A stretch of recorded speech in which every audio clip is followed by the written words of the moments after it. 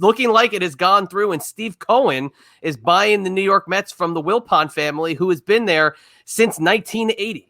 Yeah, it's amazing. I grew up with that franchise, the Mets franchise, and coming up, you had the Double Days, and then you had Cashin. Frank Cashin was the GM.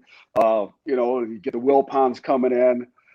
It's been just like kind of like a timeline of my life watching what's happened with the Mets. So to see that team getting sold in new hands, I'm optimistic. I'm hoping they're going to do some things to get that team back in the eye of Major League Baseball the way it should be, because they had a good run in the 80s there. Of course, in '69, the amazing Mets. The one thing that I hope that this new ownership does is try to tie all that history in, because in baseball, there is a trend that has gone on in the last 20 or 30 years. Whenever there's a new owner come in some of these teams, they try to disconnect themselves from the old era of that franchise, the era of the franchise that had nothing to do with them.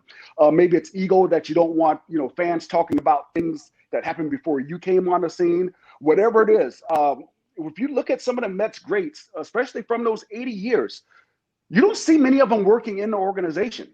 No. Howard Johnson went somewhere else. Tim Tuffle went to San Diego for a long time. Guys that you would think would be mainstays, whether it be minor league or major league coaches, or people that you just know from the team, are not there anymore. They're not with that. And when you look at teams like the Yankees, they don't separate themselves from their players. You look at teams like the Pirates, they don't separate themselves from the players in their former greatness.